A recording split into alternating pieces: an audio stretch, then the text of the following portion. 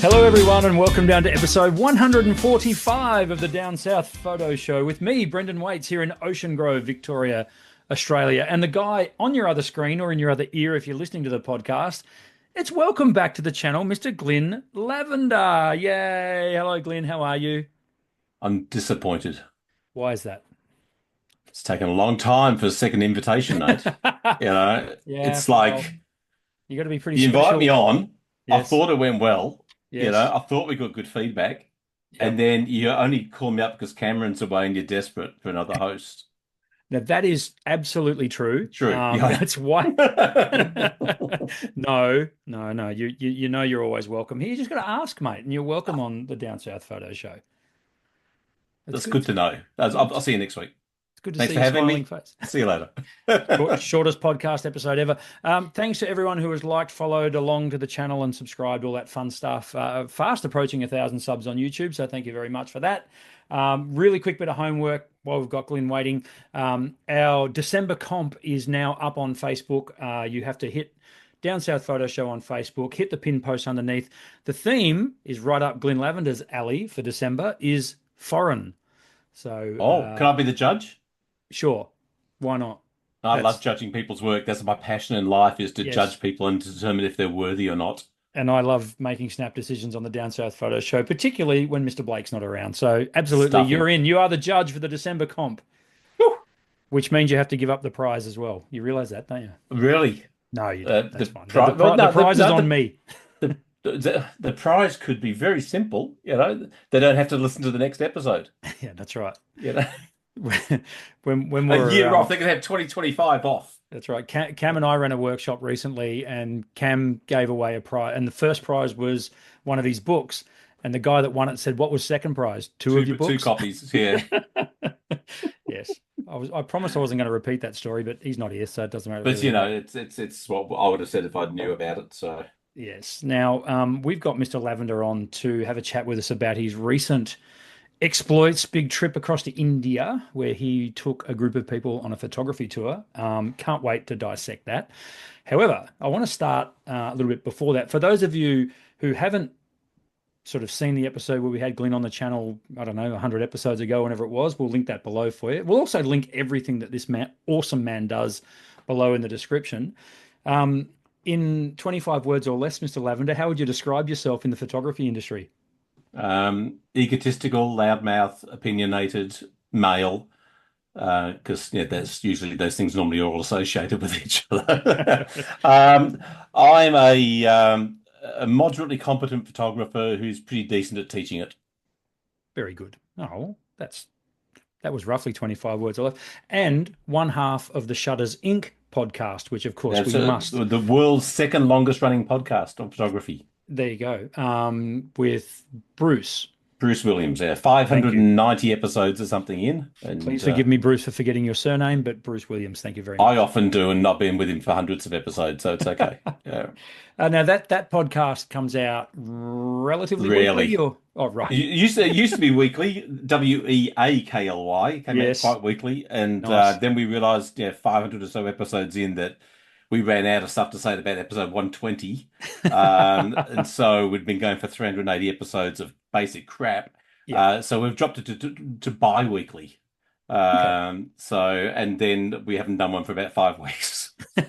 So hopefully Yeah. squeeze another one out before the end of the year, but being away and stuff, it's been Life has a tricky. habit of getting in the way, doesn't it? It Sometimes. So does. It no, I does. Life totally is what understand. happens when you're busy doing other things, Correct. And making look, other plans. absolutely. And with that in mind, 1,000 thank yous to everyone who tuned into our wonderful interview with Mr. Nick Carver last week. Not sure if you're familiar with Nick Carver's work, Mr. Lavender. I don't know anyone's photographer, but Fine. I don't look at photographers. Fine. It was brilliant, and I do recommend you tune in. And again, that's last week's episode. We're not talking too much about that, but So what you're trying to say is last week's was really good. yeah. So This he set a week's, very high bar. I've got to yeah, tell you. that's Yeah, yeah, we're gonna manage to miss that by quite a fair way. I yeah. assure you of that. But just look, 1,000 thanks for everyone, and to our new subscribers that channel brought in. So welcome aboard. You're gonna pick up a heap out of this guy. Don't you worry, Mr. Lavender. Without pissing in your pocket too much, you're one of my favourite Australian photographers. There's no doubt about that, and that's not just because we're mates. Australian photographers? So did I say Australian? one of your favorite global. All-time Th- photographers. Thank Yes. you. Oh, and yeah, all-time, absolutely. And I've learned I'm a hell of a humbled, but lot I'm from vain. yeah. Yeah. I've learned a hell of a lot from you, Mr. Lavender. So it's good to have you back on the channel. Thanks, mate. Also, I just want to quickly talk about your experience that you had at BFOP this year, because Yes. once again, I tagged along to one of your. I got my workshops out of the way early. Mr. Lavender was running one. I think it was the Sunday morning. I think I joined in Yep. Yep. with you on the Sunday Were you morning. there? Yeah, vaguely. I was. You wouldn't have seen me. I was hiding behind reflectors and Oh, scrims and stuff. So don't yeah. recall you being there, but still. But Well, it thanks for was. coming. That's fine. The feedback that I got from people that did that workshop up at BFOP was absolutely sensational. So, how was your BFOP experience in 2024? Yeah, look, it's so that was my second ever BFOP, Yeah, and just whilst we go on any further, there's less than 50 tickets left for next year. it's So crazy. It's get out there amazing. and buy them if you have the if you're umming and ahhing about it. Don't wait Yeah, too much longer. absolutely. But and if you don't make that decision in time, make sure you're on the Facebook page BFOP groupies because Yes. people towards the actual event itself realize they have other things planned or whatever and they can't make it, so they sell the tickets.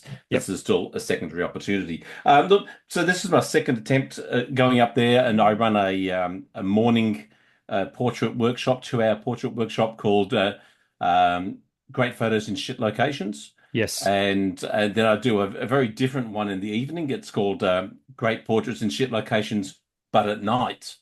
Um, the morning ones are pretty easy to do. They're hard workshops to run because there's 20 people of varying skills with no time to actually teach Yep. and get hands on and work out problems they may be having, or even look at their photos that they're capturing to make sure they're grasping what I'm trying to teach. So it's 20 people, 2 hours, but my goal on those workshops is to give two or three new ways of seeing things and new way of thinking about things. I throw out about 10 or 15, and if they pick up two or three, then that's hopefully it's a pretty good couple of hours spent. The nighttime one is vastly harder because it's at night and you can see even less. And it's done with LED lighting from the fabulous Harlow Creators lighting. Just a little plug in there. Um, and that's really hard. That's a hard workshop to run. So next year I'm coming up with a whole new concept. I'm not doing the nighttime one next year. I've come up with a brilliant new concept of photography. And my afternoon one's now going to be called shit portraits in great no great portraits in shit locations, but in the afternoon. Yeah. So Yeah. a whole revolutionary concept of Yeah. walking Yeah. around and learning how to use the crap locations that we have. So if Yeah. I'm known for one of the things I'm known for is the ability to shoot anywhere. And I literally mean anywhere and get Yep. photographs. So Yep. and be able to craft usable quality portraits in generally bad locations. So that's kind of what the focus is there. And I did my new talk up there, a dog car window, your guide to better travel portraits Yeah. talk, which was they do like a talk with a bit of an unusual twist. And so for those who weren't who were lucky enough to miss it, um, the whole concept is based around travel photography is when you go into complex scenes where there's a lot of stuff going on, is how do you distill that down into a photograph that connects that has interest and is as powerful as you can make it. And if you think of the words dog, car, window, and you imagine those three in your head, you can pretty much pull up a picture of a dog with its head out of a window, with its tongue outside of its mouth, with a stupid look on its face, with its hair blowing in the wind on a sunny blue sky day as the car's going down the road. People can picture with those three words a fairly complex scene. So my goal is to try and find those very complex scenes and distill them down to those three words. So it's kind of reversing that formula. So that's kind of my philosophy on anything with travel is this is crazy. How do I make it manageable and create something out of it that kind of works? So.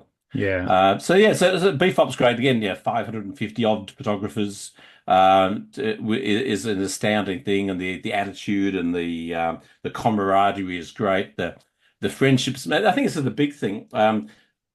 If you're not a member of a camera club or don't have maybe a group of close friends that you go out and shoot photos with, photography can be a fairly lonely sport you're Yeah. just out there by yourself. So lots of people go up to BFOP by themselves and they come away with new friends and new groups to shoot with. And I think that works for the whole year. It keeps on giving for a long period of time, which I think is fabulous. So Yeah, yeah. um, It is best event in it's a the world. wonderful event. It's an Yeah, best absolutely event in the wonderful event. world. Yeah. Yeah, no, it was, Easily the best, and I've done photo events all around the world, and nothing compares to this. So if you have the opportunity at some point in the future, yep. make the most of it. So BFOP happens in Bright in country Victoria, in the high country Victoria, and it happens in the second weekend of October 2025. bfopaustralia.com.au is where you need to go if you want to get along. And I'm looking forward to it next year already. Yeah, Now, you have just, you're fresh off the plane, pretty back. much. That's Yep. I wouldn't say fresh off the plane, but I'm off the Well, plane. you're off the plane, exactly right. Back from India. Now, Glenn, how many times have you been to India? 9 or 10 or 12 Yep. or 14, a lot. I don't know. And why? Why India? What's the big attraction India for Well, you? I'm predominantly a people photographer, Yep. for starters. So, despite the building and in the image behind me, That's I'm right. predominantly a people photographer, and there's very few places in the world that are as visually colourful and the people are as interesting as India. And I've been to a fair few places, and it strikes that balance between adventure, safety, quality accommodation, amazing food, and great experiences. And when you're running groups, all those factors have to come into play. Really, especially the safety, especially the ability to get around, mostly reliability of things. India is a chaotic place, and stuff goes wrong all the time, and every single day is a nightmare. For me. The proverbial duck, calm on the surface, paddling like crazy underneath on every single day. Yep. Um, but yeah, it gives us that balance. And I guess one of the other things too is it's reliable. You know that you can take a group there every single time, and you'll never ever photograph the place you were there last time. You'll never ever see the India you saw before. Yeah. You'll only see the India you see on that one trip, and every single trip is different. Yeah. I've never had the same. A classic example on day two of our tour this time round, we were at one of my favorite places, a place called Qutub Minar, which is basically a big brick minaret, one of the biggest in the world, or the biggest in the world. But I had this experience once years and years ago, just when I was there by myself, where I spent 5 hours in this abandoned mosque, which had beautiful light. And I stood there for 5 hours, just doing portrait after portrait after portrait. And I didn't say, I had my camera all set up in manual. The light didn't change for 5 hours. So I didn't have to change a single setting for 5 hours. I just had to stand there like an idiot. Yeah, fairly easy to do, and Yep. smile. When people came through, and usually a lot of people from rural India come to tour to this place. It's a sense of pride for them to see it. So you get these incredible faces, incredible colors, and they come in, they'd see you and like, oh, and I'm twice their size usually, and they want to take a photo with you, and so I want to take a photo with them. I might take their photo. So I took portrait for 5 hours I spent in this place. And it's always had this endearing memory in my brain. But every time I go there, I feel that will never happen again. Yeah. And it's not Yeah. that the place has changed. And it's not like the light isn't still great. It's just that one moment, just everything coalesced together Yeah. where magic happened. Yeah. And that can happen in India, but it doesn't happen where you expect it. Oh, this is where it happened last time. Not this time. Yep. Nothing happens this time where magic happened last time, but So where nothing happened, magic happens. you went back to that same spot this time Oh around, yeah. and you Yeah. I've go to been there that every same every spot time. each time. Every Yeah. time, Okay. yeah, Yeah. yeah, Yeah. and it's never even come close to replicating itself.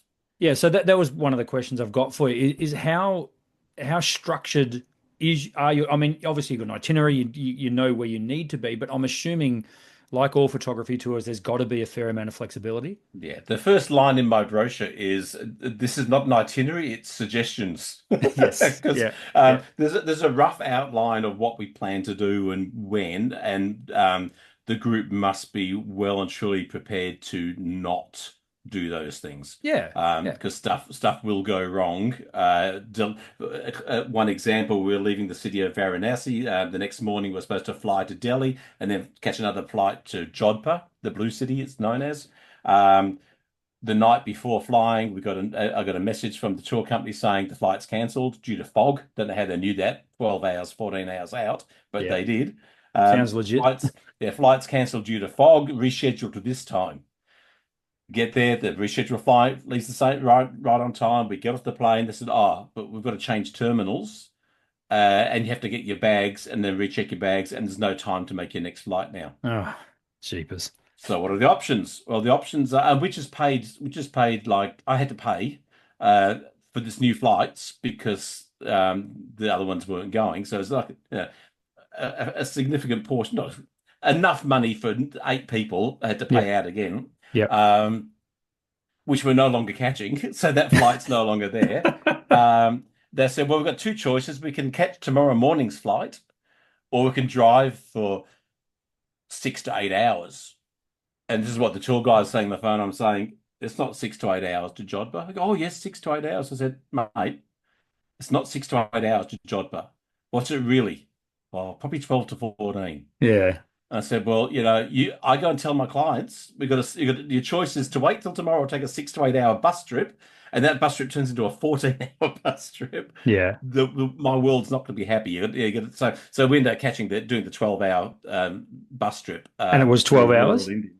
It was like 13, yeah. Yeah. Yeah. There's no way. It's impossible. I mean, Agra, which is only like 150 kilometers away, is a 4.5 hour drive. Yeah. And this is more than double that distance again. So, Yeah. Yeah. But I so mean, stuff like that goes wrong and you've that's got to right. adjust. Yeah. Yeah. These are the Yeah. moments that make trips memorable. I mean, and look, at the time it might have been a pain in the ass, but I'm sure by the time you got there, everyone was like, hey, what an experience. Yeah. Well, as I always say, it's the stuff that goes wrong is where your stories are at. That's There's right. no stories. I went to this place. It was exactly what I thought. I got the shots that I expected and I left. Yeah. No story there. Yeah, there's no fond memories. There's no lasting anecdotes that you can share. Oh, you thought you had it tough. Well, yeah. Yes, that's right. Um, Exactly. and all credit to the group. They were all gung ho for the 12-hour bus trip, Yep. and it was actually really a good. But of course, they had to pay for the bus trip as well. So, pay for bus trip and driver and everything else on Yeah. top of that. But yeah, that memory will be enmeshed in our brain for the trip forever. Yeah, Yeah. but we missed out on half a day in Jodhpur, so it kind of squeezed parts of the trip up. But what I also try and do on these tours is okay, we're going to go to the places that are known, but I'm also always trying to find the places that aren't known. Yeah. So in Varanasi, they're one of the most famous cities in the world. So it's the longest continuously inhabited city in the world. So they claim 6,000 years of continuous inhabitation. Amazing. And everyone knows it as the city where they burn the bodies on the Ganges. That's the famous Yep. what's known for. But I read this little article about these wooden toy makers that live in these little alleyways, and there was an old art form that they were famous for hundreds of years, and it was almost wiped out in like the 90s. And then these small families started bringing it back. So wouldn't that be cool? So we went exploring and tried to find these little laneways in the middle, and no tour company had ever been there before. Our guide, who's a phenomenal guide, he's a national guide of India. He's got what's called a gold star or gold ribbon guide. There's only 2,500 of them in all of India, so he's right up there. He had to hire a local guide in Varanasi to try and get us in the area, and then that local guide had to hire a local man from the village to show us where to go. Yeah. So, getting around, and as I said, that's all stuff you can't plan for. You assume you're going to be able to just drive there and go and find it. Yeah. But no, you're going to go find it, and you're going to find somebody who can help you, and then pay for that person to help you, and then Yeah. they'll take you, and they don't really know what you want. It's hard to translate, and even though my guides and fixers speak Hindi, there's dialects and regional variations, and yeah, Of it's course. fun. Duck, calm, paddle, paddle, paddle. 100%. And but you do go with a guide. A guide is with you Always, yeah, the whole always, trip. always have a guide. Yeah, so it's always a driver and an assistant Yep. and a guide, and Yep. then sometimes we have another guide to help out as well. So, because I ask for things that aren't quite normal. Yeah. So yeah, so absolutely, a guide's important because they're generally more a fixer than a guide. As in, they don't go, oh, this building was blah blah blah blah blah. Sometimes we'll let him talk on the bus as we're Yeah. driving to a spot. Yeah. Yeah, Umesh, you've got 10 minutes. Then shut up. And but on the very last day of the tour, because we're really time poor. He goes, I'm going to take control today and run that. We had like an hour and a half in this one location. He says, I want to run everyone through. I said, do it. So he was actually a tour guide for the first time ever that I've seen him. It was so funny to watch. Yeah. Yeah. But yeah, so you have a fixer who helps communicate things and holds my lights. He's my light stand. And he's pretty cool. So, Yeah. and I try and get the same guy every time because I've trained him. And once they're trained, you Yep. want to keep hold of them. So is there a particular reason why you go at that time of year? Is it the right timing for Um, admissions? Is it the right the timing for best times to festivals, that go, sort of thing? well, there's a festival every day in India. There's Yep. 330 million gods or something. Yeah, there's enough festivals for everybody, trust me. Um, but February, March into April is probably and then October, November, early December is probably the two prime times Yep. because other than that, it's either way too hot or way too wet. Right. And we're talking, yeah, 50 degrees Celsius hot, which is was it 120, 130 Fahrenheit. So Yep. extremely hot. Yep. The hottest day I've ever had there was 53 degrees. And that's Yep. not somewhere you want to take customers to. No. So yeah, they're the peak times as far as temperatures go. And it happens to have in March, they have the Holi Festival, the Colour Festival, people know. I've done that a few times. I'll probably never go back again with clients because it's really hard. It's a physically, mentally, spiritually a tough event to shoot. It's extremely exhausting. Hell of a lot of fun, but really chaotic. Chaotic is Yeah, the word that springs to mind. absolute Yeah. chaotic. Yeah, Yeah. and then in November we used to go to the what's called the Pushkar Mela, the Pushkar Camel Fair, which is Yep. in a town called Pushkar, which is on the edge of the Thar Desert. And this is the first time I've been back post-COVID to Pushkar, and it's changed a lot. A Right. lot of the old guys have died off during COVID, so Mm, all the right. old guys with the great faces, the beards, are not quite the same. And there's a lot more people out there just want money for photos. So the experience of talking to someone, which is my preference, is to meet someone, learn something about them, um, ask to take their photo of somebody that I know and have met, and then take their photo, not Yep. walk up, take photo, click, and walk off. Yeah. And now it's pay, and it does take some of the joy. Well, And it's almost like you've seen my run sheet of questions because that was the next question was how do you navigate that? I mean, when you've got people, and it happens a lot to just like travelers everywhere, people put their hand out to have their yeah, photo taken. yeah. How do you navigate that? So it's all a balance. There are places in the world where you know it's pay to play. If you want to go shoot Mr. Wu, the famous cormorant fisherman in China, with his hat and his lantern and the bird with his wings open on the front of his boat and the mountains in the background, I think that's $40 a shot just about that guy. Yeah. And it's Right. 15 Mr. Wu's lined up down the river, so you can take your choice of Wu. Yeah. And then if you go to Havana in Cuba and you see the little old lady with the big cigar, and you're not taking a photo of her without some exchange of funds. Yeah. So the same as in Varanasi, if you want to photograph some of the babas, the holy men, that's going to cost you some shekels. But the way I prioritize this sort of stuff is this is not a random walk up 2 minute g'day, nice to meet you. Oh, I'm blah blah blah. Can I take your photo? This is we're going to do a learning moment for the group, and we're Yep. going to spend some time. We're going to take our time, and we're going to make sure everyone gets some time. So it's now a 15 to 30 minute shoot. Yep. And like any model here, I'll pay people for that time. Yeah. I'm asking a lot of that person or those people for a long period of time.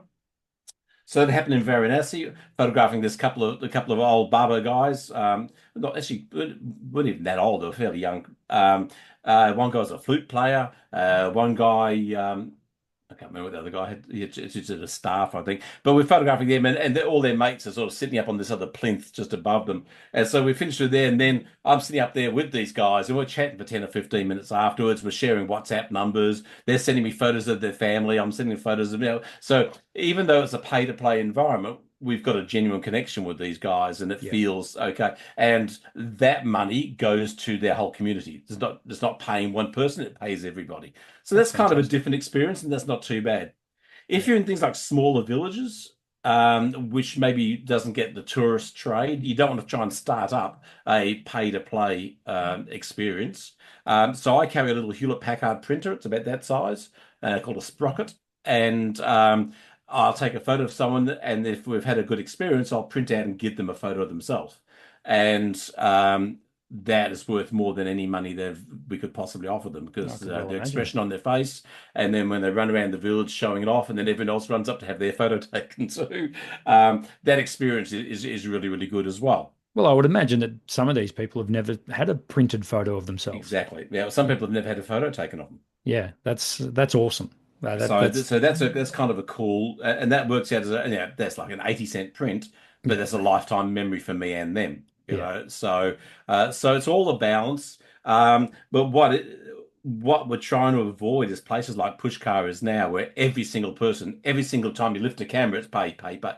yeah, It's just a terrible experience for everybody, for them, for us, and it yeah. sucks the joy out Well, of there's why nothing people go authentic there in the about that, first is place. there? Yeah, Yeah, it's crushing, you know. yeah, And you know, when you look at the photos you've taken that you pay for, if there's no experience around that photo, other than I gave this person money, I made them stand there and bang, that photo has no soul to me anyway. yeah, I can't enjoy looking at that photo. But in Myanmar, I get a couple of young monks to come along because these amazing temples, but there's no one in them. Yeah, there's nothing happening in these because there's this one field has 2,600 temples in it. Yeah, and they're all empty. So if you go there trying to find little novice monks dancing around, it's not going to happen. So you take your own with you from the local monastery. Yeah, but when I look at the photographs, I don't think that I paid these young kids to come out. I remember the moment where I was teaching them to go with their finger yeah, and they start to learn how to make noises with their finger, and they're laughing and we laughing. yeah, And every time I look at the photographs, I remember our experience with them, not just the end result and the cash transaction. It's the holistic thing around it. Be a human first. So okay to help with a bit of money, but be a human first. yeah. And that came home really strong to me recently. I was doing a talk at a certain camera club. I won't mention it because they may listen and may know who it is. But before I went to No one do my listens to this talk, show, mate. Don't worry about you're number two, as I'm told. That's the only it. reason I came on. These people, before I went and do my talk about photography, these people got up and did a talk about, I won't even say the country because they'll know, no, they'd gone on a tour to a certain country. They've got Yep. traveling and they're photographers. And they're showing their photos and they're going, oh, and it was really amazing. I took a photo of this lady selling fruit and she wouldn't take my money after I took a photo. And this guy wouldn't take my photo. And every time the guy took a photo, he tried to pay people for it for people who aren't asking for it. I mean, so Yeah. what are you setting up? Yeah.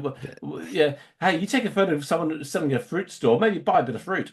That's Yeah. okay. Buy That's some right. fruit, buy a bottle of water. Buy something. Hey, so if there's a cool guy selling trinkets, little trinkets, buy a trinket off him because every time you look at your trinket, you remember the experience as well anyway.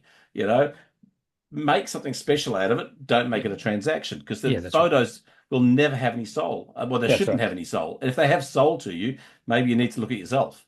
You Yeah. know, what's your purpose and joy in I am photography? still here. I've just dropped the Yeah, no, you headphones. just lost your ear. I saw it. Yeah, yeah. So that's a thing we try and endeavor. And when you've got 7 or 8 people who need to shoot, Yep. sometimes it takes more than just 2 minutes. You need to take some time with people. Yep. And so I think it's all balance. Yeah, if that answers a question reasonably well. Oh, very, very well. And I totally get it because, as I say, one thing I've noticed from the get-go of seeing your portrait photography, particularly out of India, is it does have that authenticity about it.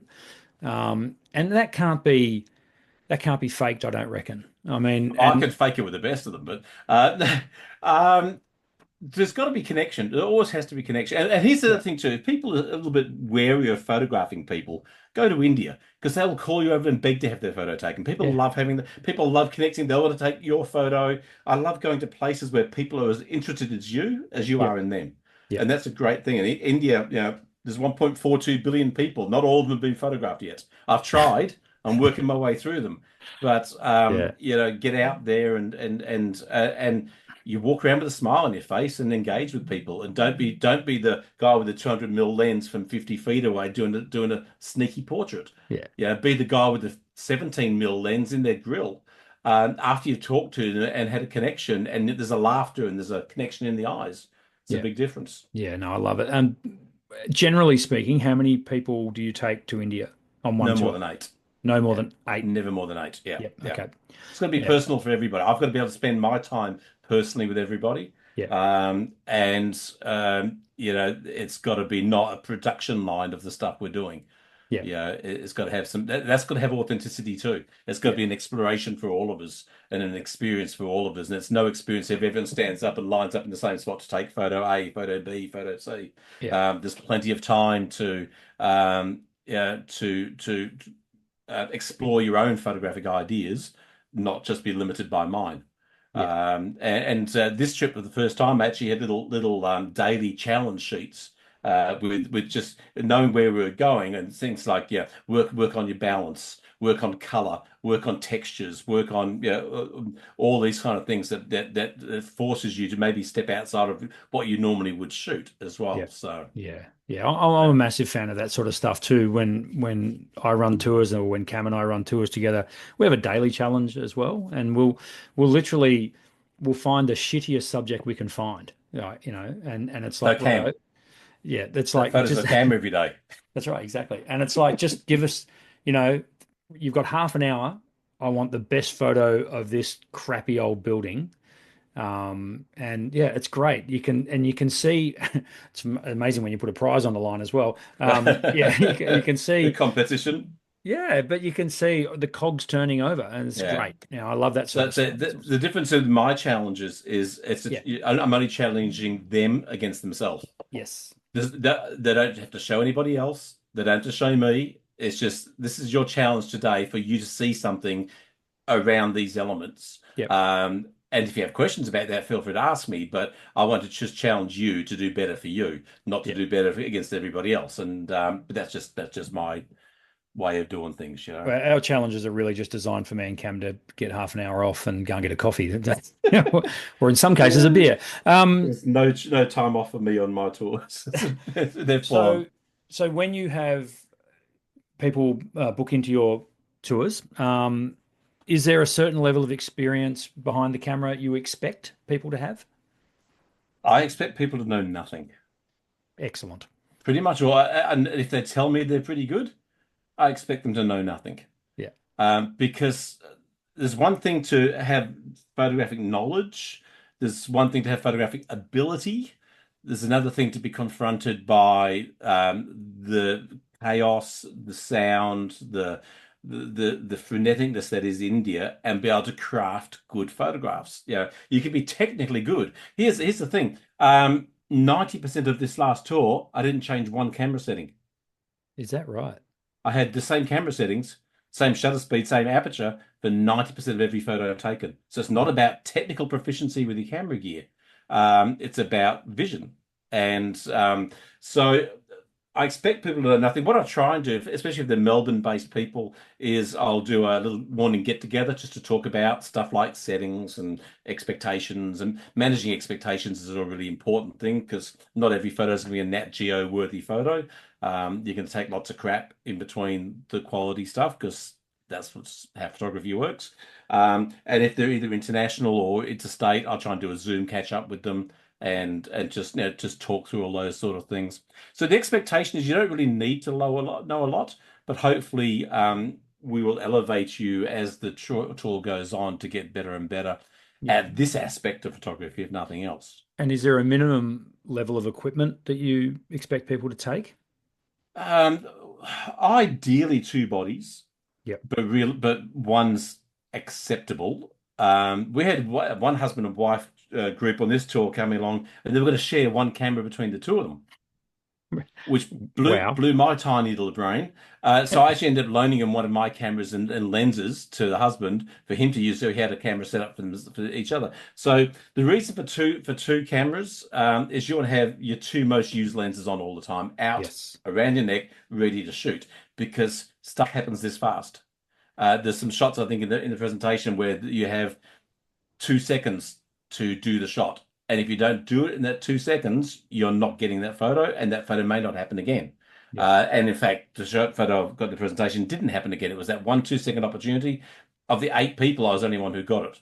Yep. And so having two lenses, cameras out, you can pick up, and swap really, really quickly. And again, if you're not changing any camera settings, if both cameras are set with exactly the same settings, you're going to be doing okay. You're Yeah. going to capture more than you're going to miss, which is important. Yeah. So ideally, two bodies and it's something to places like India. I want something pretty wide, 15, 17 mil on a 35 mil frame camera. So 15 to 30, 16 to 35, 17 to 28, which is what I was using with Sony.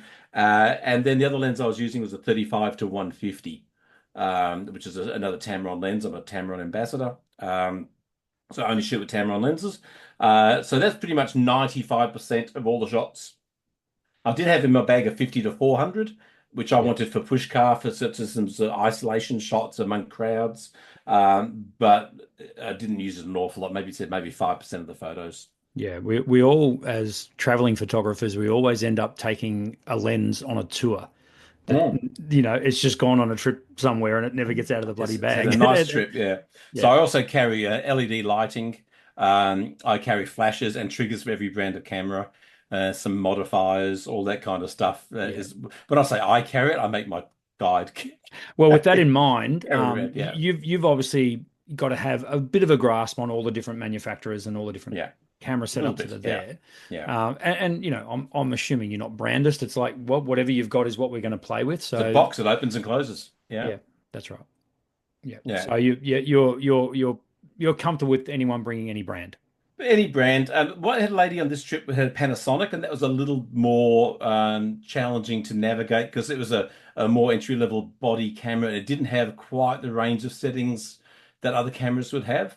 Yep. So I had to adjust for her, and that's okay. That's no problem. That's my job to do that, Yep. and that worked out pretty well. The biggest issue is when something like when a camera won't trigger the off-camera flash if you do any off-camera flash shots. I carried off-camera flash and triggers for every brand and softboxes around all of India. I didn't use one flash shot. So as I say, they went for a nice holiday and did no Yep. work.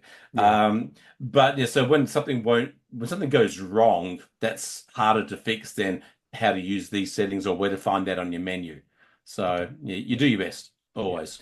Well, look, apologies to those of you who are listening to the podcast rather than watching it on YouTube because we're about to show off some of the photos from this recent trip to India. If you are listening, we do recommend you jump onto YouTube, onto our channel, so you can check out the images we're about to put up. Glyn will obviously attempt to give the 1,000 words for each one, but Do you have a Facebook page? yes, we do. So feel free to just put them up on Facebook too. If people Oh, just want to go listen to look at this them guy. He just lives to give. without having to go and watch because it's bad enough listening, let alone seeing us. Yeah, exactly. They don't sit through the whole podcast to see them, but pop them Yeah, on there and people can have a look at them. yeah, for Uh, sure. So oh, yeah, yeah, I can see hopefully that. we can now see. Now, bear with me while I get my act together this end. You can see that all right? Yeah, looks shit Good. on my screen. Oh, I'm it's just better. going. It's not So 400%. These are very low res images I sent to you, by they the are they way. are So, lowish res, but they should come across on people's screens yeah, okay. hopefully, yeah, yeah. And as Mr. Lavender just said, we will chuck them up on the Facebook page for you next week, so you can check them out there as well. Let's start with this shot right here, Glenn. Yeah. What do you want to know about it? Uh, I've got a What do you think? What feeling. do you think the photo's about? Well, How I've got a about I ask you feeling. the questions? I've got a feeling this might have been one of the shots that maybe only you got, or this. Yeah, I'm yeah. assuming this person was walking through that scene and had this was not posed, this was not set up in any way. No, no. But I'd But love. I the mean, thing is, but here's the problem though. Not a problem, but here's the thing. This woman was walking for, I saw at least a minute out. yep, So she's walking, walking, walking, walking. So there's time, yeah. But at the same time, this shot's all about balance. yep, So it's not really kind of a shot that you can shoot from any angle. So if you're not in the ideal position, your balance is going to be out. Yeah, you're yep, not going to have and a lot of the architectural stuff in India is all about the symmetry and balance. This is actually a tomb, but it's one of the precursors for it was one of the inspirations for the Taj Mahal, yeah, which right, everyone knows the Taj Mahal. yeah, So some of this is like a 600-year-old building. But that's I think I put this photo in simply for the fact that things don't have to be complicated. yeah, Good photography often is simple. Yeah, it's a building, it's a bit of a reflection of someone walking past. It doesn't have to be, bells and whistles every single photograph. We can find hopefully engaging images in simplicity. yeah, And so every time I go here, I try and find a different way to shoot this building. And sometimes it's closer, sometimes it's further away. But yeah, it's a matter of, and yeah, this is another typical India day where there's not a lot of detail in the sky. There's a little bit in the reflection, funny enough, because that's a little bit darker, but the sky's not got a lot of detail to get the building looking okay. Yeah, Um, you did well with getting the nice reflection, not a lot of wind around, obviously, so you're getting Yeah, good. yeah, it's not windy in India and it doesn't rain in India, and there's generally not many clouds in India at that time Yeah, of year. So you yeah, tend to do pretty well. No raincoat required for India. yeah, But yeah, it's just a matter of and this sort of thing. I guess is also I put the image in as about patience. It's don't expect something to be happening the second you get there. Give it 2, 3, 5 minutes and just see what's happening. Maybe take some photos of the building. Maybe include more of the sky. Maybe include more of the dome. Maybe get tighter. Work your way around the composition and find what speaks to you. Um, and then hopefully something a little more dynamic happens, or maybe, and if for no other reason, this woman gives the building scale. Yeah, which without her yeah. there, it's a little harder to get the feel for No, that's because right. yeah, it's pretty unusual. This is India with only one person in it. Yeah, well, Uh, seeing that the figure there, the lady in the shot, scale definitely one thing. Just looking at the stairs behind, they look like quite tall stairs, and if she wasn't there, yeah. it wouldn't have that level of scale. Yeah, and I think it's important to have recognizable elements Yeah, in images that are a little more obtuse, a little bit less obvious. So if you put a recognizable element in there, then it kind of helps the brain understand what you're seeing.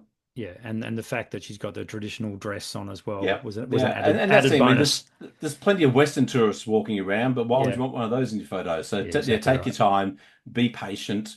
Yeah, and the thing is as well, yeah. So I've chopped the dome off, which a lot of people would think is important, and it's an important part of the building. But on a day where it's bland blue sky, you want as little of that in the photo as possible. Yes. So don't be afraid to chop stuff off. I do it No. all the time. Yeah. If it yeah, I try and pare every photograph down to its least usable elements. Get rid of everything that's not part of the story or not required for the story, and see how you go. But you kept the whole dome in the reflection. By chance, yeah, because I really like the reflection. It's Yeah. against about balance. Yep. The weight of the building, because you can see more of the building. The weight of the building's heavier Yep. in the weight in the balance in the image. When Yep. you have more of the building in the reflection, that counteracts that balance. Yeah. I totally get it. Um, Yeah. yeah, and Cool. as I said, this is more not my normal cup of tea at all. It's not the stuff I achingly go out to photograph buildings or landscapes. I rarely do that, but you know, the tour's got to be more than just go around and photograph people all day, every day. You've got to Yeah. blend the culture with the environment, with the people, and yeah, try and feel like you've actually been to a place, not just seeing the people who live there. Yeah, for sure. So we're just going to jump over to this one here. Wow, this is so this now I've got no idea what time of day you shot this. Now, what am I looking at here? Am I looking at fog? Am I looking at smog? What do we got going Yeah, on it's here? it's pollution. Yeah, so first up, this is the world's most polluted river. It's a Okay. river called the Yamuna River in Delhi, Yep. and this is pollution. Just this week, the Indian Parliament was talking about moving out of Delhi forever because it's uninhabitable for 3 months of the year because of the pollution. Wow. Something like acceptable levels of pollutants per square meter. I think it was something about 5, and these have 90 always. So it's unhabitable. So every year in the Yamuna River, around this time of year, around mid-November, early December, these are Arctic seagulls. They fly down from the Arctic and migrate down, and basically they winter over in this river, this polluted river in the back of the Red Fort in Delhi. Not a place a lot of Westerners go to. First time I've ever been there, but I went down there and I'm trying to photograph the birds that were coming in. And I've got photos with hundreds more birds, but this one sort of spoke a little bit more. It's because it's a local spot where people go to get their Instagram photo or their Right. engagement shot or their Yeah. wedding shot. It's very much a spot for the locals to go to. So it's just this guy and his girlfriend just paddling out of the mist, the birds swirling around, and again, extremely simple. Not a lot of elements. There's probably, as I guess you'd say, three elements or Yeah. four: people, boat, bird, smog. But yeah, again, pairing. the story, if you want to call it that, down to the least possible words. Yeah, yeah. Yeah, dog car Classic window. use of negative space and minimalist approach, Yeah, but yeah, yeah. And and, it, it's a and also it's just I love the fact, and it's such a juxtaposition. But you've you talk pollution, and that's what it took to deliver that image. yeah, and beauty because she's doing the beautiful pose and all Yeah, this sort of, and in this horrendous. Yeah, I'm surprised the boats didn't dissolve.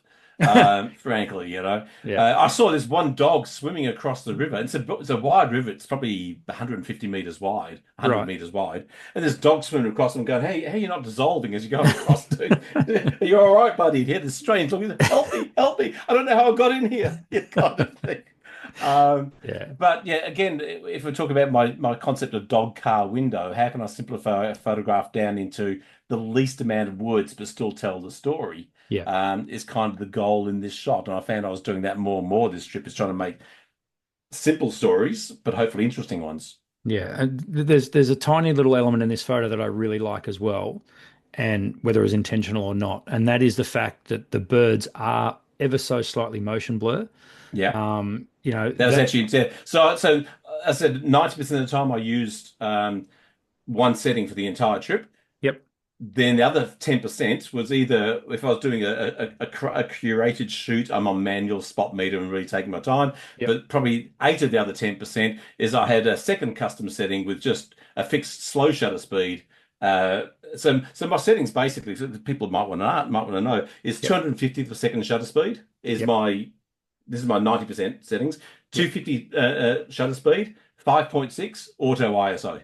yep, Okay, so that gives me pretty much good chance of getting focus at 5.6, especially when I'm shooting wide a lot of the time.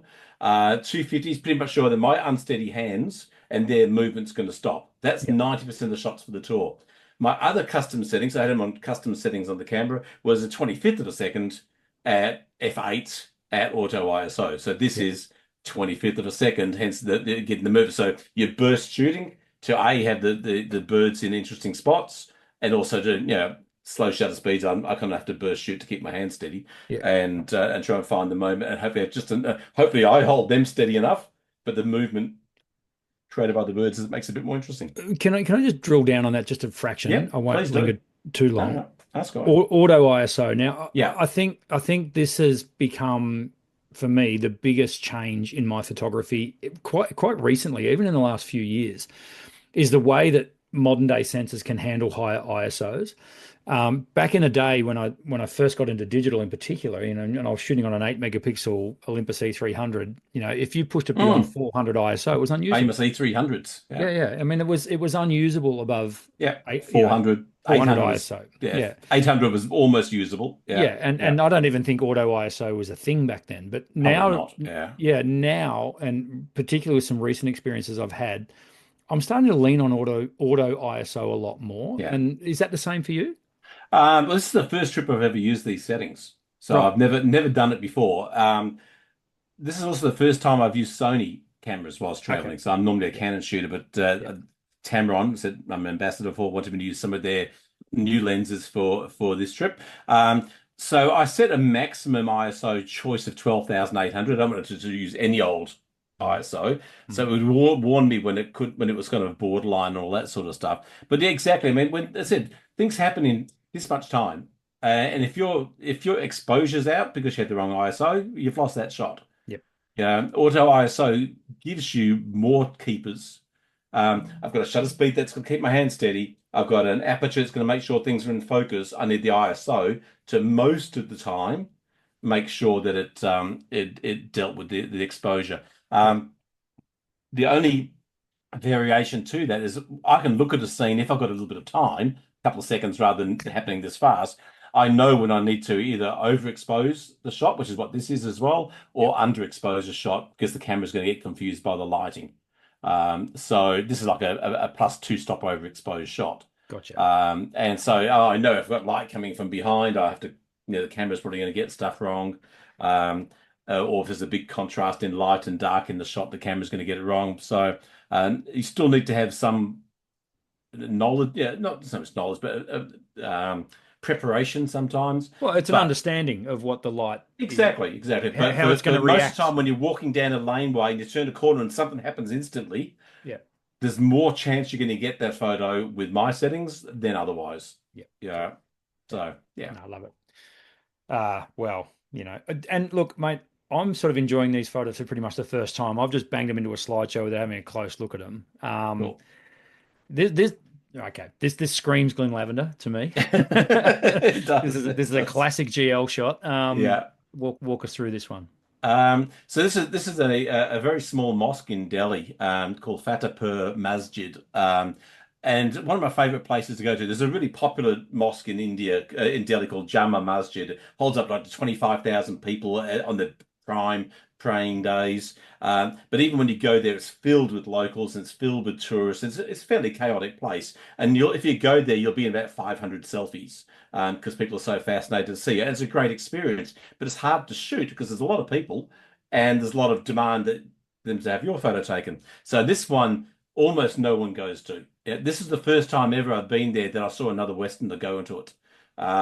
And they weren't photographers; they've just kind of wandered in. So we've walked a group of this place, and I can spend hours in this little place. There's so many opportunities to shoot. But I saw this little guy. He was over actually behind that little red fence you can see on the left-hand side of the shot. He was Yep. over there collecting rose petals and roses that have fallen off some plants. And then he came over here and he's taking the actual petals off the rose buds and sorting them out. So the point of this shot was for why I've included is about perspective. So the only way to get this shot is to lay on the ground and Yep. shoot. Yeah, Yep. so I'm laying belly down like a beached whale to get this photograph, which many other people are prepared to do Yep. because the ground's not always the cleanest, etc. You've got to be in the right spot for the shot. Yeah, you've got to, and the reason you want to be so low is to elevate him in the frame. If you shoot down on him, the shot doesn't work. Mm. If you kind of lower your camera a little bit, it doesn't work. You need that foreground leading line of the out of focus floor to draw your eye towards him. And again, it's all about perspective. And again, very simple story. There's not a lot of other elements in the shot. This was shot with a 35 to 150 Tamron. Probably, ideally, I would have preferred a 200 mil because that would have seen even less of the background, just more of him. Not more as in bigger, but the way Lens's angle of view is, I would see a lot less of these arches, a lot less of this red fence, and he would have stood out just a little bit more in the shot. Yep. But I didn't have a 200 mil lens this trip. I had a 150. Yep. So yeah, it's really just about finding a moment. What's he doing? Why is it interesting? Where do I have to be to make it interesting, and how do I have to frame it to make it? And what moment do I want? But there's a connection between his eyes. So he's got his right hand, he's picking up the petals, and his left hand, he's putting them into the bag. So there's a connection in that moment. It's almost like a triangle between his two hands and his eyes, and there's It's that for connection me, between those things. it's Yeah, the right hand that makes the shot. yeah, yeah. And there's a connection. There's you're bringing his hand into play with the subjects that are on the ground, the objects that are on the ground.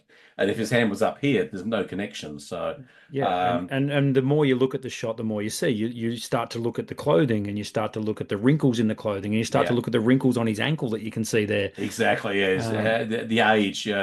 It's always hard to gauge how old people are in India. yeah, Um, he's looking good for 38. yes. So there's the amount of guys I talk to like this, and then ask how old they are, and they're like 3 or 4 years younger than me. It's Yeah, like, I bet. Yeah, oh, I feel yeah, so good. love it, Uh, love it. All right, let's but yeah, simple wow. shots again. Yeah. Yeah, Um, so how's the color? Color just burst forward in this one. Yeah, and what's this photo about other than color and shapes, realistically? So you've got to make sure you can bring out that color. So this is a place called Patrika Gate in Jaipur in India. It's one of the most Instagram spots in India, and you can probably Right. see why because of all the Yes. color and all the engaging couples, all the pre-wedding photos, all that Instagram selfies, TikToks. I think TikTok's banned, but they all show up here and do their photographs. So this is actually someone's photo shoot that's going on. But I positioned myself in a way that you couldn't see the photographer who's actually like behind one of the columns. I'm not sure why he's there. It's not where I would have chosen to be. I would have chosen to be where I am. Yeah. But again, shot really wide to bring in those arches and then waiting for them to walk into that light. So they're glowing in light in the rest of it because the rest of it's quite shady. But that very blazing spot of sunlight. So underexposed the scene just a bit to bring out some of that color Yep. and then timing and placement and pray no one walks past through each either because there's like 4 or 5 archways in this shot, so people can walk through any of those and ruin your shot at any moment. And that's the advantage of giving yourself time Yeah. to be there. And this is what I say about you can't plan what you're going to shoot. You can plan the places you're going to, but what you end up shooting is what's happening that's there. Yeah. The great New York street photographer Jay Maisel shooting the streets of New York for like 58 years. And people say, well, how do you keep it fresh? And he says, well, I go with no preconceived idea of what I'm going to shoot. I just shoot what I see. And he says, and you can't come to New York and photograph New York. You can only come to New York and photograph your New York, the one you saw on that one particular day. What a And some great of the things attitude. some of the things you see may happen every single day. Some may only happen once in a lifetime. Yeah. But that's your version of that place. And I said, Yeah. every time I go to India, never been to this place before either. But yeah, every time I go to India, I find there's a new India to shoot. There's a Yeah. new series of experiences. And again, yeah, why would you not shoot someone in red in that colorful environment? Yeah. Yeah. Yeah. I love the technique here, and that is that it's the angling of the wide angle lens, leaning Yeah. it back. Yeah. Now, quite often when we do landscape stuff, we're looking for foreground interest. This is the inverse of that. But I Yeah, mean, exactly. foreground interest comes about when you tilt the lens forward rather Hmm. than lowering it, you're actually tilting it. And Yeah, it adds that depth. You've done the reverse here where you've angled it up exactly. Yeah. and got a stunning result. I actually really like the way the very top of that image is almost framing it out. Exactly. Yeah, and that's deliberate. I mean, you're looking at balance and framing when you're framing out a shot. So why would Yeah. you, again, just outside of those little red arches of paint or whatever they are, Yep. there's other stuff there, but they don't add to the photograph, so they're not in the photograph. It's Mm. always about what can I take out of the shot to have less in the photograph but still tell all the story. So there's every single thing I wanted to be in that shot is in that shot, and there's no flaw. There's no bottom of those columns near me. There's nothing beyond those red little arches at the top because that's enough. That's all it needs. It doesn't Yeah. need any more. And having more flaw in that shot would ruin that perspective feel that you were just talking about. There's no doubt that that shot needs nothing more. There's so much going on. I mean, Oh, crazy place. it Yeah, would have been a case of righto, what do we keep in and what do we keep out? And to yeah. me, it's the symmetry that brings it all together. I mean, if Isn't that what the you place is all take about? Symmetry and color is what the place is all you about. take a step to your right there, that photo doesn't work. Yep, absolutely. Yeah. Yep. Which is why I can't understand why the photographer who was shooting them at this moment wasn't where I was or wasn't in front of me. Yeah. But yeah, and again, this is dog car window. It's how many things can I eliminate? Yeah, what's the simplest way to tell this story? Yeah. What are the elements in this scene? As you say, symmetry, color, and people. Yep. Yeah, that's all you need. Love it. Good. Yeah, Well, this is almost symmetry. Yeah. there it is again. The symmetry and I mean, you told me that you didn't like shooting buildings, mate. Come on. I'm not sure why I've got so many building photos. I was in a bit of a rush when I sent you the photos. I'm not sure why. That's all Well, I right. don't That's even a, remember that's what I a, sent you. that's a bloody good selection so far as I'm concerned. I'm sure the viewers would agree. Love this for the green water in the foreground, in the bottom of the stairs there. The subtlety of that reflection. And again, this is one of those shots that I reckon I could look at for quite a while because I'm just now started to see the pigeons. Lots of And pigeons in this place. Yeah, yeah, yeah, and the light across the top. yeah. Beautiful, beautiful golden light. 'Cause it was fairly late in the afternoon when we were there. So this is the stepwell in Delhi. And so back in the olden times, this is where their main source of water would come before, and the elites would come down, and depending on where the water level was at, so that green water could be up right up by that the top walkway, Oh, could be right. right up there. Then people would sit in those little arches there, but when it's a bit lower, they sit in the lower arches. And that water probably goes, it's probably about 40 feet deep. So you can go down about another 40 feet down steps going down into that water. And I've Amazing. been, when it's completely empty, I've been down in that bottom arch and it's shot up through through the sort of central chimney area, I kind of call it. It's pretty cool as well, with lots of Yeah. pigeons flying around. But again, this is all about perspective, lines, shapes, balance, texture. Um, Very, very simple photograph, but only works if you bring everything together. One tiny step wrong, one slight angle wrong of your camera. Yeah. Lens choice is, this is 17 mil wide angle lens because that gives you that perspective of depth. All these elements are really, really important. And again, this is a spot where behind me there's about another 50 steps going up. So it keeps going to go up and up and up and up and up behind me. But this is me where I can simplify the story to tell everything you need to know about this place in this one frame, basically. The thing about a place like that, and I get what you're saying totally, and looking for simplicity and just looking for the best way to tell the story. I reckon I could be in a spot like that for hours, Oh, and absolutely. yeah, Yeah. and find perspectives and find detail. Yeah. I would love to tell the story of that place. That would be awesome. There's so many. This is a 700-year-old stepwell or something. And Amazing. again, when I started going to India, pretty much no one went here. In fact, my local tuk-tuk driver didn't even know how to get there. I had to try and help. He had to pull over about four times and asking people on the street where the well was. He had to ask people, and they didn't know, and they lived on the street, on the street of it. So, but it's been in a couple of Bollywood movies, and now you go there, and there's Yeah, 40 or 50 locals, and they're yeah, people going there for the TikToks and the selfies, and so which is great. yeah, It's great that if the place is used and seen, it's not going to fall apart. It's not going to be destroyed. So while sometimes we bemoan tourists or people in our locations, some of these places would cease to exist if it wasn't for people using them. So it's a yeah, balance. exactly. I love it. Well, here we go. We've got some people now. Yeah, Um, people, but still a building. Yeah, what am I doing? No, I included the shot for a particular reason. And the Taj Mahal is a classic example of people's expectations when they travel. yeah, If I say the Taj Mahal to you, what image do you see in your head? yeah, not that. You No, what see, do you? you see a very clear shot looking down the pool. They've got the reflections and the Yeah. in the fountain. Is it not? Reflecting What is it? pools. They're like Yeah, fountains, but they're never turned on, so it's just a reflecting pool basically. reflecting pools. Yeah, yeah, And the beautiful green trees down to give you yeah, all that shape and symmetry, yeah, and that's pretty much everyone's vision of the Taj Mahal. So when you get to the Taj Mahal on this day, this is our last day of the tour. And as you're there at 5 o'clock in the morning because you want to be there because it opens on the crack of the minute of sunrise is when the Taj Mahal opens. yep, And if you want photographs without 1,000 people on the Taj Mahal, you get there early and you get through security as fast as you can and you run like crazy. And that's the way to get the reflecting pool shot with nobody in it. But at about 5:15, this actually is mist. It's not pollution. There's river mist because there's a river just behind the Taj Mahal. This mist started coming in, and it's basically fog, and it was getting thicker and thicker and thicker, and everyone started to bemoan, "Oh my God, I can't see!" And I've got an iPhone shot of about 5 or 6 people lined up at that shot where you take that reflection shot, and you can't even see the pool, let alone the Taj Mahal. It's just grey. wow, It's yep, just 5 people and a wall of grey, and that's what they're confronted with. yep, So whilst I'm standing here, and I could and the Taj was appearing and disappearing continually. As you know, in fog, it's always drifting, so yeah, it's changing continually.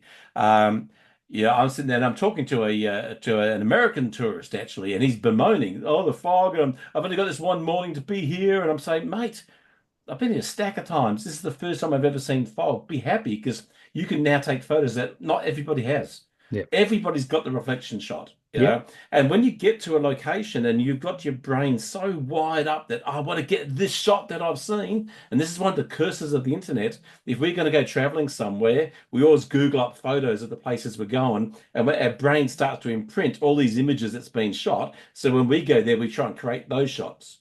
yep, Yeah, it's almost unavoidable not to. We start trying to create the shots that we're seeing on Instagram or wherever it was, Google.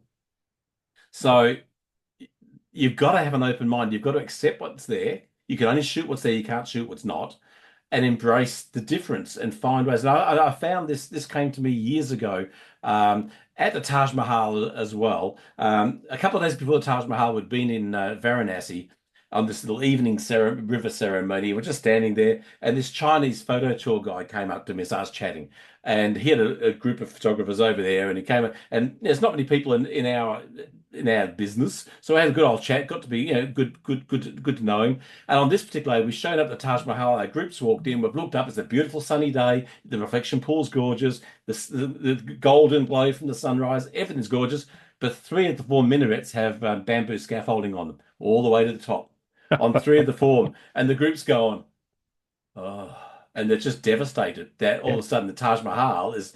And then we heard Glenn, I don't know, this little Chinese photo tour guide's running over, and he's there as he goes, "Isn't this awesome?" You go, "What do you mean?" He goes, "The scaffolding, isn't it great?" I said, "What do you mean?" He goes, "I've been here like 100 times. This is the first time I've seen that." Yeah. Because now we can take photos that no one else has got. I've gone, Yeah. shit, yeah. And it's the same. You get to the Taj Mahal or any place in the world that's not how you expected it. Well, how can you shoot it? Yeah, that's right. So I'm waiting in this spot for people to walk past. And I'm hoping that when people walk past, the Taj will be visible because, as I said, it's fluctuating in and out the whole time. Yeah. Um, and by chance, a group of three wearing green, red, and blue of all circumstances just happened to walk past this relatively monochrome image. No, So I it's love it, not, and I love that. And it's again, it's the juxtaposition, and yeah, you've got three people, and they're in misstep. They're not timing this. yep, I yep, love yep. that. I They're out love of balance to the balance that is the Taj Yeah, and I Mahal. love the three. Like you've got a person not looking at all, a person looking right at you, and a person sort of glancing at Halfway you. between, yeah, yeah. Yeah, it's a cracker, mate. And And it's kind of all different personalities. And the person who's not looking, the one who is striding the most. yeah, The one who's halfway through the stride's kind of furtively looking, so she's slowed a bit to look, and the yeah, person who's really looking at me is almost stopped in yeah, this moment. Yeah. yeah, So there's all, and again, simple photo, but lots of story there to be read into it. Should you want to delve deeper into a photo? yeah. But Um, take the people out of that shot, and it's a fine shot of the Taj in the yeah, mist, yeah. but it ain't anywhere near as good as that. It's not that. Yeah, Yeah, yeah, and I like that's probably the best photo of the trip for me. yeah, great. Because it's an iconic place shot differently. Yeah, no, I love That's it. kind of Yeah, what we want. Yeah. Ah, Varanasi again, another landscape photo. has Maybe I've got biased because I think I was coming on a landscape podcast. I should throw some maybe. landscapes in. Maybe This is it, you're we welcome all genres here, but yes, we are a slightly landscape bias, even and you are portrait. tickling my fancy, I must say. Oh, that's good. This is just another misty morning in Varanasi. We're on a boat going down to see the burning Ghats, but it's just this lovely balance of cool and warm reflections. This is, as I said, a crazy busy city, but at this moment it's still asleep, which is kind of nice. Yeah, I love going to busy places and seeing them when they're not. Yeah, because that's yeah, again a juxtaposition. But dead set, but it's still a shot about lines and angles. Yeah, there's a V connection between the building and the boats. I don't know, just a simple but to me a nice photo. Yeah, yeah, yeah. Nice reflections off the water. yeah, Again, yeah, the mist. I mean, mist and fog. Some of the best photos I took this year was when we got mist in up at the in the Otways. We were at the redwoods, and just the mm, mist rolled through. that's when you want it. Yeah, And it was as if we'd taken a smoke machine in there, and it was fabulous. just and it's ethereal. It just adds so much more to a Yeah, scene. yeah. And again, you take that one element out of this, take the mist away, it's an okay It's shot, but okay. it's Yeah, not going to work. yeah, and there's a calmness and serenity, and it's a simple shot. But Yeah, if that was on my wall, I'd like to look at it from time to time. yeah, It, yeah, so they don't have to be Nat Geo worthy photos every time. They just have to be things that speak to you and remind you of moments that were special to you. yeah. So this is Pushkar, Love it. camel fair again. Um, it's really simple again. Yeah, it's one man and his camel. So the camel fair, they normally have hundreds and hundreds and thousands of camels. This Yeah, is one guy with one camel. But it's that the early morning, the sun's just peeking over the mountaintop. Yeah, he's heading towards his camel. He's going to take him down for a drink of water. It's just simplicity. A silhouette leaves mystery. It doesn't have to. We don't always have to see someone's face to know their story. We can hopefully read a story into this photo without seeing exactly who it is. Just yeah, again, I found this trip. This trip is photographically quite different from a lot of my trips.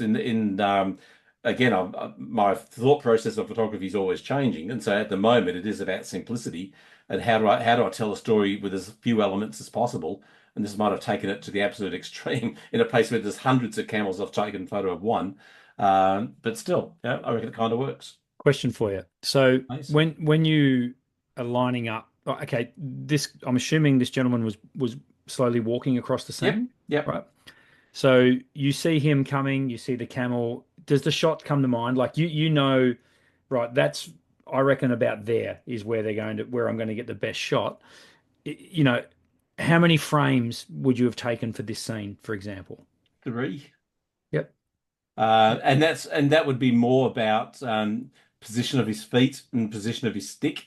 Yep. Yep. So where they're positioned is important. Or where You he's in you get those stride feet together, and again, it doesn't work.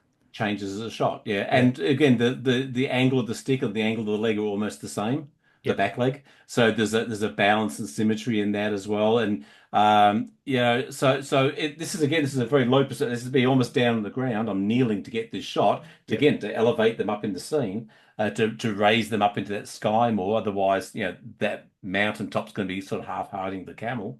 Yep. Um, and yeah, so yeah, you see these two elements coming together, and you try and find your position in relation to those two elements, and then you wait for the serendipitous moment Yeah. where the balance comes together. Yeah, and look, Um, you and I have been doing this for quite a while, and if you're anything like me, I'm seeing that shot come together, man. It still just gets me so excited when I can when you it's almost like you're foreshadowing, you're predicting. You go, I know that this is going to oh work, yeah, and yeah, yeah, please just stand there or just move yeah. there for me, and then it Don't happens. walk that way. Walk that way. Yeah, Don't come towards me. Don't. Yeah, just keep in the same vectors, and yeah, it's yeah. So your heart does quicken. It always does. It has to. Why do we do?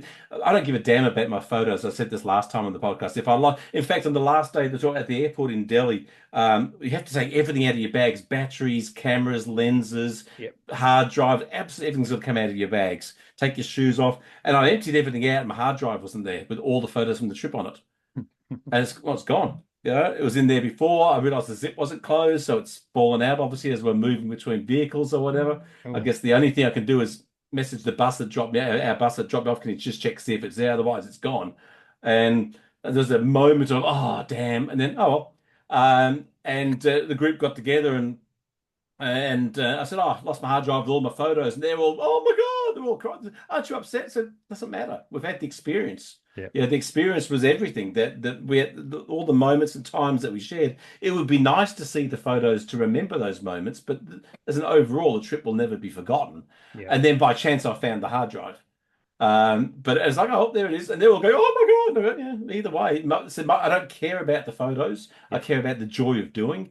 And if you yeah, don't get excited about seeing these two elements come together, and you get in the right position, and you get the framing right, and you're getting his exposure right, and getting the moment right, that's where the fun is. That's where the joy in photography has to be. yeah, Because if absolutely. you rely on the photos for your joy, you take so few good ones that yeah, there's not a lot of joy in your photography. I Well, sense a lot.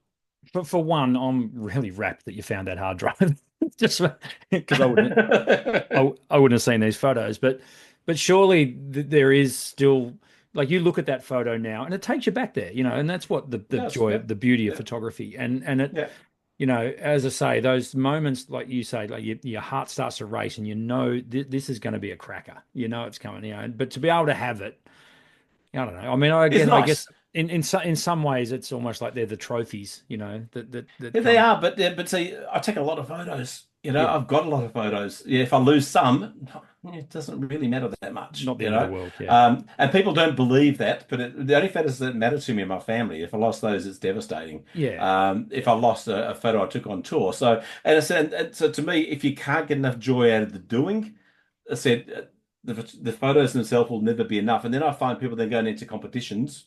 yep, They find they need to find constant uh, ways to get back the joy, maybe not even the joy of the photo, but other affirmations for wow, you did good. yep. What if you lose that competition? What if it's voted down? What if the judge comes out and says bad things about it? Does it spoil your joy of going out and doing it? It shouldn't do, That's right. And Um, if it does, you're in the wrong game. yeah, because it's a hard sport. Yep. Yeah. Well, well, now we're getting into the good stuff, Lavender. This is wow. Okay. Yeah. Where do we start with this? This is fantastic. So this is we're talking earlier about the guys that we paid to have their photographs taken, and this guy is what's called Ash Baba, ASH Baba BABA. So the colouring on him is human ashes. So he rubs his body every day with human ashes. So we were Right. doing a shoot with him down the bottom, and with this plinth there with that lighting and everything else. we had two or three guys for 15, 20 minutes, and everyone's getting some great shots. But him and all his other buddies, once he'd photographed, he went back up with his mates, and they call me over, and I come over and I'm just sitting with them, and we're talking. This is where we're sharing WhatsApp and all this sort of stuff, and he's lighting up a marijuana pipe here. But just whilst we're sitting there talking and sharing our WhatsApp stuff, I see he's pulled up the pipe, and his mate goes to start to light him up, and it's like, get the camera, bang, bang, bang. There it is. Again, though, those camera settings being set 250 the second, 5.6 is pretty much going to be okay. Sharpness is going to be okay. Focus and depth wise. Sharpness as far as movement's concerned. And that the ISO, which is probably like 12,800 because it's pitch Yeah. black at this stage. Yeah. But this is the moment that match lit that much light in his face for a fraction of 1 second. And there's no question at all. It's the glint in the eye.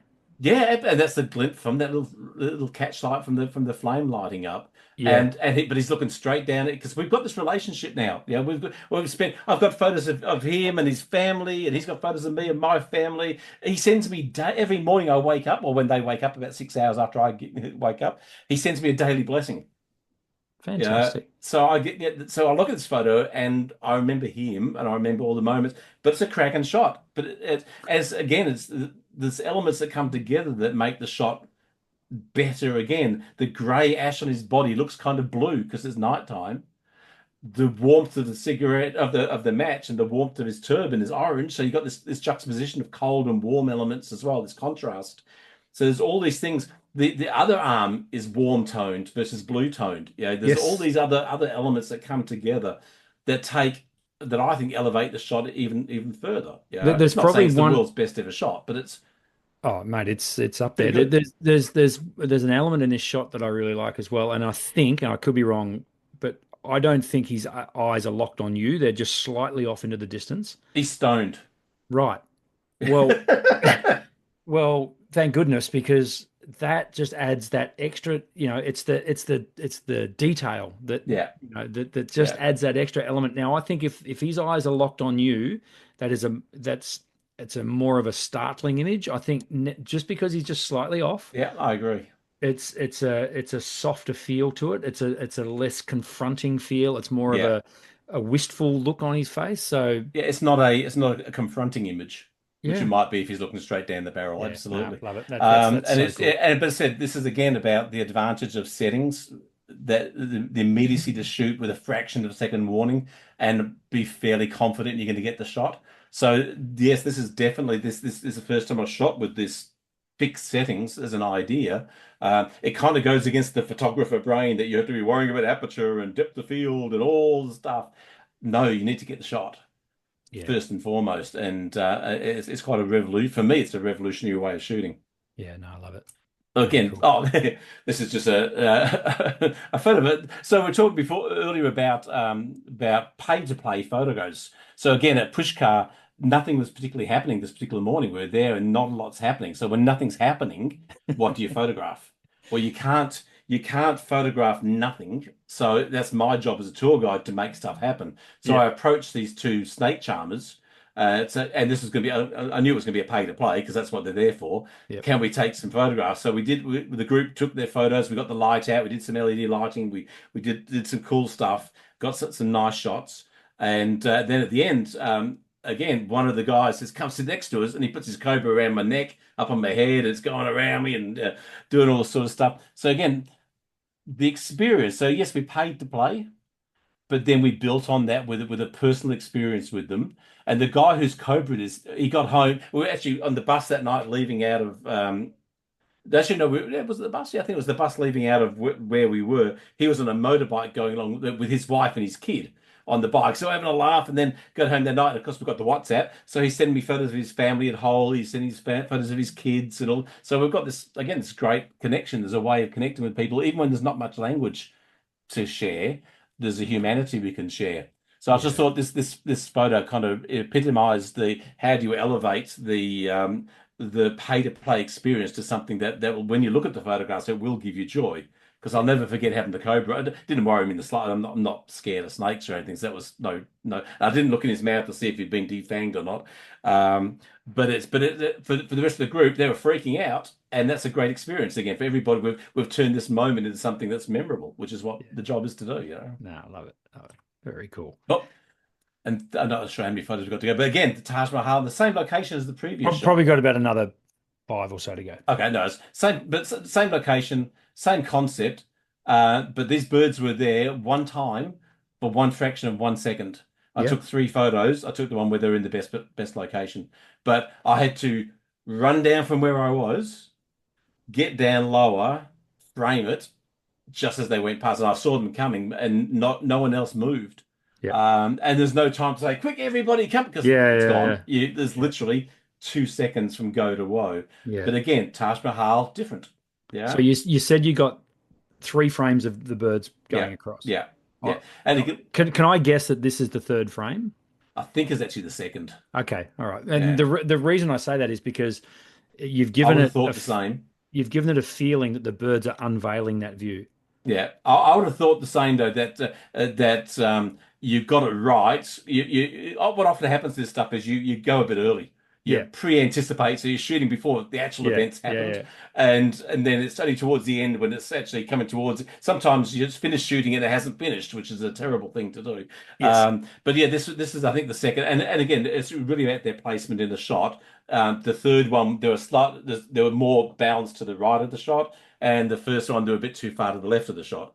So Yeah. it's, again, it's all about balance. And as you say, they're kind of pushing back that mist, which is kind of cool. That's what it feels like to me. Yeah, like they're Yeah, unveiling it. no, I Very agree. good. I agree. Yeah, It's very I nice. love hearing other people's perspective. And again, how do you go to iconic locations and shoot it in different ways? Yeah. So we were very lucky that when we went to the Taj Mahal the night before, there's a park opposite the Taj, that we had a beautiful sunset and the people could see it and it was clear and they could get some good photos. Where the Yeah. following morning, of course, all fog. So But as a tour leader or tour guide, yeah, for want of a better phrase, you would have got there, seen this, and gone, excellent. yeah, They're going to get their Taj shot yeah, absolutely. tomorrow morning. Pressure's Whatever off. happens, happens. Pressure's off, yeah, Yeah, absolutely. yeah, And so then it's a matter of so we've all got a sequence of shots from all between these trees, and we've got different tree branches and tree limbs and stuff, different leaves framing the Taj Mahal. yeah, And then I've got one other one with birds flying past it as well. But it's a matter of keep moving. Don't just take the one shot and then stand and look at it. Keep working the shot. Sometimes it's what you have to sketch images of a location. You gotta okay, that's okay, but it's not. You got to keep shooting until it starts to feel I'm getting better. This is starting to come together as a shot, and this is yeah, probably the peak shot of this series that I took, simply because of all the angles and the lines, and once again, people don't see the Taj looking like that. yeah, How do you shoot iconic place? Go and shoot the Eiffel Tower in a different way. yeah. Yeah, find a way to do something that not everybody's or not And everyone I does. say this to people who come to my entry level workshop. I say, look forward to becoming a photographer because you will see places in different lights, but different angles. Yeah, You'll get photos of places like this shot of the Taj, and you'll show it to your friends, and they'll say, "Hey, I went there. I never saw that." yeah, yeah. Well, it's the greatest joy as a photographer is that we see the world differently, Yeah, 100%. and we're so fortunate that way. Yeah, no, couldn't agree more. Well, Moments, hello, lights, pussycat. angles. Yeah, I mean, we were shooting this guy, and he's stoned on opium. This guy, he Right. just done an opium ceremony for me for our group, and he was glassy eyed as all get out. But again, just that serendipitous moment that I love the light and the angles and the shadows and the textures, and then a pussycat walks past, and Yeah. he's going the right direction into the sun, Well, into that we're V-shaped shadow. playing with pretty harsh light here. Oh, blazing sun, blazing Yeah. hard sun. Yeah, no such thing as bad light, just bad use of it. Yeah. So that blazing sun on that angle, you can tell it's angled by the lines of the shadows. That gives you the texture in the brickworks, which otherwise would just be a white building, Of course. well, bluey white building. And then all those lines from all the shadows from all the protuberances on the building give you all these angles to work with. Yeah, Yeah. and then Yeah. a kitty cat to make it even better. Yeah. Just to add a little extra element. So back to the same location where that girl was on the boat with her boyfriend. Yep. But with all the birds, I'm throwing food up into the air at sunrise as the birds come flying in. I'm hitting this poor guy with the food because I'm a crap throw. So he's rowing. I'm trying to get birds in the most interesting location. It's just Yeah. it's fairly simple, but it's evocative of the moment and the place and the memory. It's a Yeah. bloke again, really simple photo. Yeah, angles. You got lines, receipt. Yeah, converging lines. Him rowing. Him looking way out of the frame. I think is important too. How awesome is it that the oars are two different colors? Yeah, absolutely. I hadn't thought of that until you mentioned it. Absolutely. Red and yellow. Yeah. Yeah. And there's a weird juxtaposition of his phone on the bench next to him, which Okay. I hadn't even seen till Yeah. just then. Yeah. You know, Which, and I don't know why, but I saw that pretty early on when that image came up. So it begs the question: are you tempted to get rid of the phone, or does it stay there? oh, I only saw it then for the first time. Yep. Yep. And I would absolutely keep it because it's that juxtaposition. I've got this great photo from a few trips ago of this a nomadic camel tribe in the middle of a desert, and there's always camels around. The leader's sitting there on his mobile phone, and it's just that juxtaposition of old and new is you've got to shoot what's there, not contrive something that's not. Yeah. Yeah, this is the real India. Everyone's got a phone, Yeah. you know? I think for me it stays absolutely, and I Yeah. think the better photographers use that to their advantage rather than there's a fine line between something that's distracting and something that adds to the story. Absolutely. There's always a balance. Yeah. Absolutely. But Yeah. you can't shoot the India that was there 30 years ago because it's no longer there. You can shoot the India that's there now. That's And right. they've all got phones and they'll have t-shirts with brand names on them. Yeah. And they'll have, it's the real world. That's what we want to convey. Because Yeah. people will look back at these photos in 30 or 40 years' time and there'll be nostalgia and it'll be a different world from what they have now or That's right. then. Yeah. Simple. But Yeah. again, find the light and wait for someone to walk through it. I, that it's a cool shot. It feels like that's a mirror.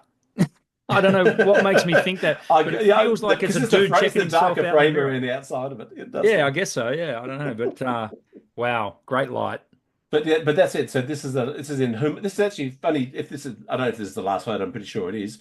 This is the inside the building that our very first shot was. With the Yeah, reflecting pool and the lady walking. This is inside that tomb. yeah, But you find great light. Wait for something to happen. Get your framing. Be ready for it. And by chance, there's an archway to the right of this shot, which you can't see because it's not in the photo. And I saw this guy coming because he's walking that way through the yep, shot. So I'm yep, sitting there, okay, I know he's coming, so I'm yep, ready for it. yep. And I was waiting, and by chance, he's probably seen me as he's walked past. So he's looked in to see what am I doing.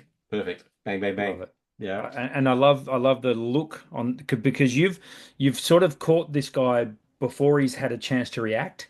Yeah. He's Yeah. just looking. It's an inquisitive. What the It's a hell? Yeah. it's Why is that curiosity. guy Yeah. standing in the dark, which effectively it was, standing in the dark, aiming at a doorway? But again, Yeah. the texture of that warm and cold, so the cool colored floor, the warm color Yeah. through the doorway, the symmetry of the arches, the textures in the floor, the textures in the walls. Yeah, that simple Yeah. photos, effective. Awesome. And also, I think what's shone through in the series of photos we've looked at, the clothing. Yeah, I think that's a massive part of India. Would I yeah. be right? Like you would Absolutely. really enjoy that. This is a Hindu man. Sorry, a Muslim man. So he's Yeah. wearing traditional Muslim clothing. Yeah. Clothing is super important in India because different regions have different colors Right. and different jewelry so you can show someone a photograph of India who knows India well. They'll know what part of India that person's from. Yeah. So it's pretty cool. It's important. No. It's part of the Well, culture. Yeah. there endeth the photos. You are right. Yay! Perfect That time. was awesome. Thanks, mate. That was No incredible. worries. Hopefully people at home got as much out of that as I did because, as I say, I barely looked over those images before putting them together. So I love Me too, getting. when I sent them to you. I barely looked at what I was sending. That's right. I thought I sent some more portraits, but So obviously. again, for those of you who are listening, we will chuck those up on our Facebook page next week after Friday when this goes live. So absolutely sensational, mate. I mean, you must just have so much fun over there.